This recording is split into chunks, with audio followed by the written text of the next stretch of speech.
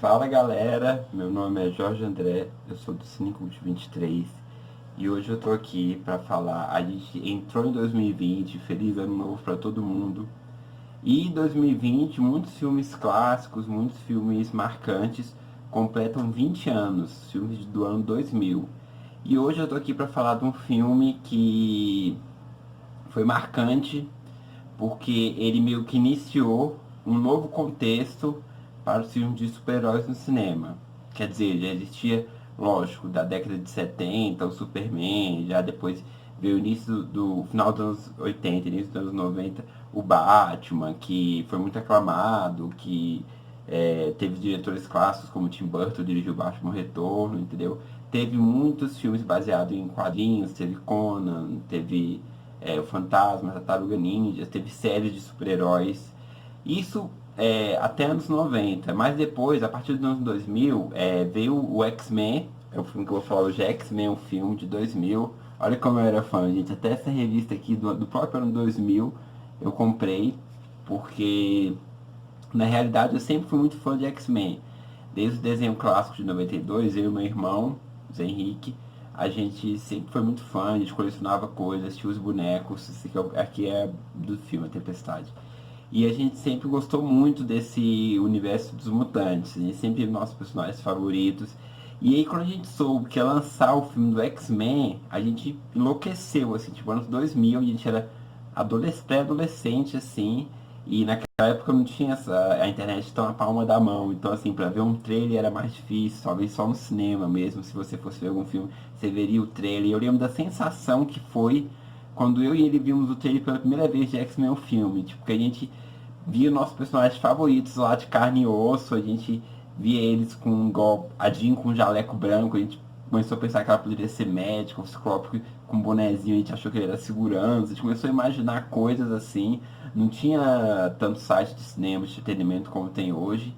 E foi um marco, porque a partir desse filme, do X-Men, eles começaram a investir mais em filmes de super-heróis e virou essa indústria que a gente conhece hoje, filmes da Marvel, filmes da DC. Mas o pontapé inicial foi o X-Men de 2000 e hoje eu vou falar um pouquinho dele, desse filme, dirigido pelo Bryan Singer, curiosidades sobre os atores. Foi o primeiro filme que o Stan apareceu e é um filme muito importante, sim. É um filme bom, eu considero um filme bom, eu gosto muito, até hoje eu assisto, tem um DVD 1.5. Apresentou o Hugh Jackman, ele alavancou a carreira da Halle Berry, A Tempestade. E eu vou falar um pouquinho hoje para vocês do filme X-Men de 2000, o primeiro filme dos mutantes, o filme que deu início a toda essa onda de super-heróis no cinema. Vamos lá? Bom, galera, o filme de 2000 começa com um contexto histórico real, que começa no final da na Segunda Guerra Mundial, onde aparece o personagem do Magneto, criança. Adulto, ele é interpretado pelo Ian McKellen, um ator foda que todo mundo conhece, o Gandalf do Senhor dos Anéis, um ator brilhante. E então começa ele criança, no campo de concentração, sendo separado dos pais e ele já mostrando que ele tem um poder de controlar o metal. Então, assim, ele pedindo socorro e o metal todo entortando. Isso na época da guerra, ele foi marcado, inclusive. Então, o filme X-Men é legal porque ele mistura muito esse contexto do real com ficção. E, assim, desde o desenho mesmo, X-Men, eu sempre gostei muito porque tem muito essa questão da metáfora do que pode ser benéfico para a sociedade. Então, assim, os mutantes eram desprezados, podem ser considerados minorias. Muitas pessoas lutam contra os mutantes e até hoje em dia existe essa luta de, lógico, luta de classes contra minorias e tal. E o X-Men sempre trouxe essa discussão muito a fundo. Então, assim, o filme inicia dessa maneira, na época da guerra e tal, depois passa para os tempos atuais e aí a gente começa a conhecer os personagens. Então, assim, o filme foca na personagem da Anna Peck, a vampira, meio que descobrindo os poderes dela, tá lá com o namoradinho, beija ele e a vampira tem o poder de sugar a energia do outro ser, do outro humano, né? No caso, se fosse um mutante, os poderes do mutante. Então começa meio que ela jovem, descobrindo aquilo nela, então desesperada, sem saber o que fazer e tal. Ao mesmo tempo a gente conhece o Wolverine, nosso inesquecível Hugh Jackman, que é um mutante rebelde, que lutava, então meio que ela vai atrás dele. E lógico, a gente conhece toda a equipe do Professor Xavier. Tem a Jean, que ela é uma ativista a favor dos mutantes, que ela busca esse contexto de paz, da convivência entre mutantes e humanos, baseados nas ideias do próprio Charles Xavier, né? E aí a gente conhece a escola do Professor Xavier, o Ciclope, a Tempestade, que são os professores da escola, e a gente pira de ver nossos queridos personagens ganhando vida de carne e osso, com um elenco tão maravilhoso que foi.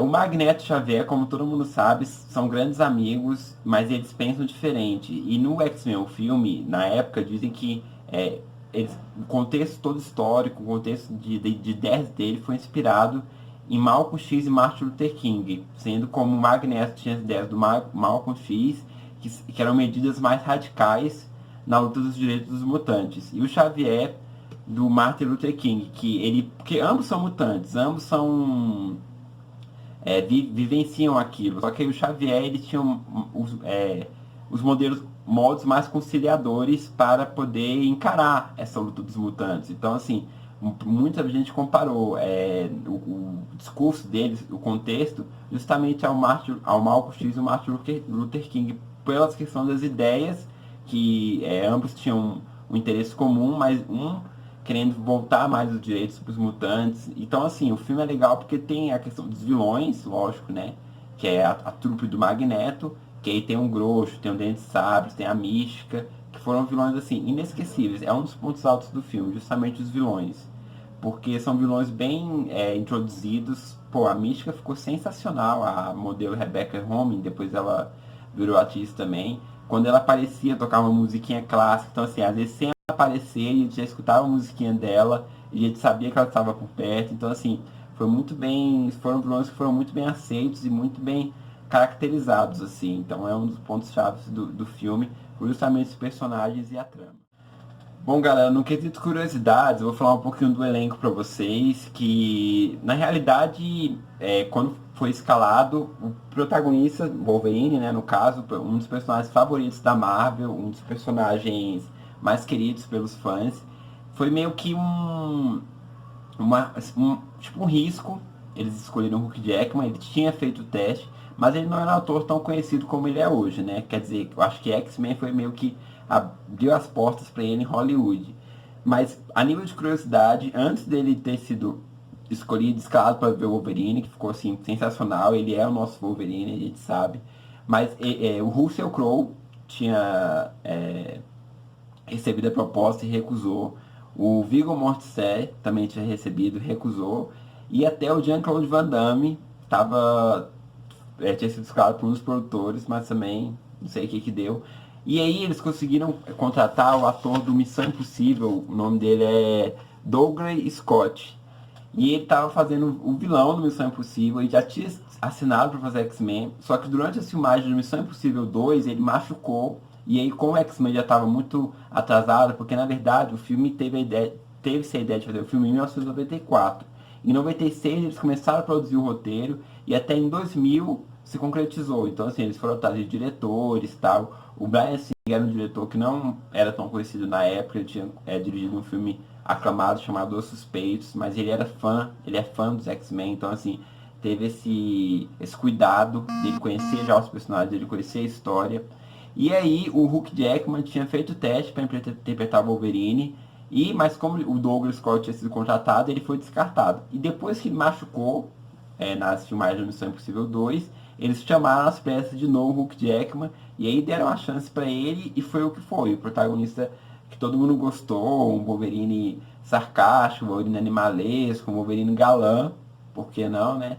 E assim, Hugh Jackman foi apresentado para Hollywood da melhor maneira possível, através do inesquecível Wolverine, que é um personagem que ele com certeza amou viver, ele fez todo o resto da série, participou de filmes dos X-Men, e também teve o inesquecível Logan, né, que é um dos melhores filmes de heróis. Quem não assistiu, assista o Logan. E é isso. A Tempestade tinha sido a primeira opção seria a Angela Bassett, que é a mãe do Pantera Negra, né? pra quem não conhece, só que aí depois acabou nas mãos da Halle Berry, que depois ganhou o Oscar pela Última Ceia, alavancou a carreira dela, ela fez alguns fracassos como Mulher Gato, mas até hoje ela é muito aclamada como a Tempestade, ela gostou muito de fazer também, tanto é que ela voltou em outros filmes com a personagem. E o Ciclope, o James Madison e a Jean, a Frank Jance, eles acho que foram a primeira opção mesmo, não li nada sobre a questão deles, dos atores.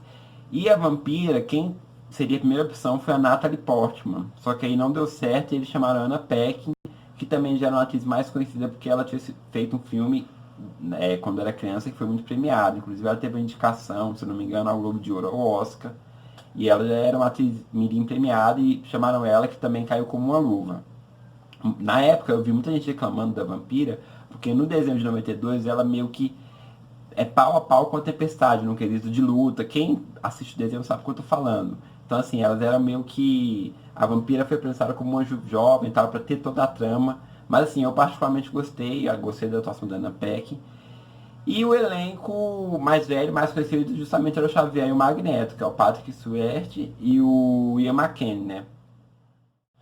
Falar um pouquinho da caracterização que não foi fácil. Aqui no X-Men ele optou por não colocar roupa que a gente era acostumado a ver nos quadrinhos, no desenho, que são roupas mais coloridas, né, com os personagens. Então eles ficaram com o uniformezinho deles preto, que eu achei sensacional, assim, que deu uma seriedade mais pros heróis e tal, e deu uma questão de uniformidade, né, para cada personagem. Só os vilões que eles puderam usar mais, tipo Tempestade, cabelo, o Tempestade, o Dente de Sapo, cabeludão, o Grosso com aparência de sapo, assim, e em especial a Mística, que na época foi uma coisa muito inovadora, porque a atriz ficou com mais de 60% do corpo com próteses para esconder as partes, né? E ela toda pintada de azul, então para fazer a maquiagem da Mística demorava demais, demorava horas e horas. A atriz depois da entrevista falando, tinha todo o cuidado, ela não poderia beber nem um pouco de bebida alcoólica, porque senão poderia influenciar, ela podia ter algum tipo de alergia com a tinta azul. E ela se dedicou demais. Disse que quando ela colocava a lente, ela não enxergava quase nada, perdia quase toda a visão. O Dente de Sauro também teve problema com a lente. E a Tempestade chegou a reclamar, porque a Halle Berry, porque tem algumas cenas do filme que são de computação, mas a maioria das vezes eles usavam lente mesmo. A Tempestade foi o olho branco, quando ela vai dar o poderzão dela, né?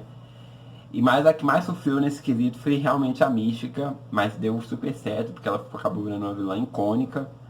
E ela depois ela deu uma entrevista falando que gostou muito de interpretar, que gostaria de voltar a interpretar, depois dos filmes mais atuais veio a Jennifer Lawrence, né? Mas a Rebecca ficou inesquecível como a vilãzona mística, e os vilões, como eu já tinha falado, foi um dos grandes triunfos do filme. Com relação à crítica, a situação na época, o filme foi um sucesso de bilheteria estrondoso, assim, todo mundo queria assistir, todo mundo queria saber, todo mundo queria conhecer os X-Men, assim, em carne e osso, como eu já havia dito.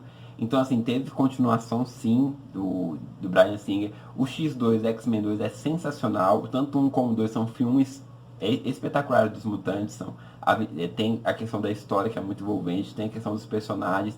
É lógico, aqui a gente tem um grupo de personagens, então não dá pra ter uma camada tão grande assim de aprofundamento, igual um filme de herói solo. São personagens que são muito carismáticos, que têm histórias brilhantes, a própria Tempestade mesmo é uma personagem muito empoderada, feminina, uma personagem negra que trouxe toda a força da mulher e tal. Poderia ter um filme solo para ela, como para todos os outros personagens. Faltou muitos personagens dos X-Men queridos, então assim, no primeiro X-Men, no X-Men de 2000, que a gente tá falando aqui, a gente não conheceu o Gambit, não conheceu a Fera, entendeu? E tanto a Jubileu, e tanto outros personagens que era muito marcante no desenho. Mas como filme de introdução, mostrando os quatro protagonistas, o Ciclope, a Jean, o Wolverine e a Tempestade, o filme foi muito bom, as críticas gostaram também. E foi a partir daí, como eu disse, que começou toda essa leva de super-herói. Teve o X2, que foi muito bom, e depois teve o confronto final, que, como diz o querido chefe Jacan, foi a vergonha da profissão, porque o confronto final não foi dirigido pelo Bryan Singer, foi um desastre, eles misturaram a saga da Fênix com outras sagas, mataram personagens importantes. Então o X3, vocês nem assistam o confronto final, fica só no X-Men 1, no X-Men 2, que realmente são filmes muito bons. E meio que assim, acaba que envolve uma série de coisas, grana tal, pra eles fazerem isso. Mas eu acho que o 3 acabou realmente sendo o pior da trilogia original. E depois veio Dias de Futuro Esquecido, os filmes do Wolverine e tal. meio que se criou toda uma franquia até chegar esse último da Fênix também, do ano passado, que não foi realmente bem, não foi legal, tal. Mas assim, falando do X-Men, o filme, eu acho que foi um grande marco pro cinema, eu acho que alavancou a carreira deles, eu acho que valeu muito a pena. O Stan Lee foi a primeira aparição dele no cinema, quem não lembra, ele aparece na cena que o senador Kelly tá saindo da água depois do Magneto ter transformado ele em mutante, e o Stan Lee aparece na barra quente, cachorro quente, levando um susto assim dele saindo da água, né? Então, nosso querido Stan Lee já dando a bênção dele lá no filme, né? E foi um filme que marcou demais a galera. Então é isso, galera. Eu queria trazer para vocês o primeiro vídeo de 2020, uma série de curiosidades, falar um pouquinho sobre esse filme que eu realmente gosto muito de super-heróis. X-Men realmente é a minha saga de herói favorito por conta dessa questão dos quadrinhos que a gente sempre comprou, cor do desenho e tal. E assim, eu lembro da sensação de ter visto a primeira vez no cinema eles em carne e osso, foi muito bacana. O filme foi, eu adorei assim. E é isso, trouxe um pouquinho de curiosidade para vocês, tá? Um pouquinho do filme. Eu sou muito fã da saga, como eu falei pra vocês, e esse ano eu vou ver se eu trago mais curiosidade dos filmes que estão completando 20 anos, 10 anos, nesse ano de 2020. Ano 2000 foi um ano muito icônico, né, pra todo mundo, e teve muito filme bacana. Um deles foi o X-Men, o filme, e eu falei um pouquinho deles pra vocês hoje. Então é isso, se você curtiu o vídeo, dá o joinha, curte lá o nosso canal, meu canal, que ajuda demais, Cine Cult 23. Não deixe de assistir X-Men 1, X-Men 2, o 3 você pula e depois passa para os outros. E é isso aí. Até a próxima, X-Men, o filme. A humanidade não é ruim, está apenas desinformada. Até hoje eu lembro da chamada do filme, do trailer. É isso, até a próxima, falou!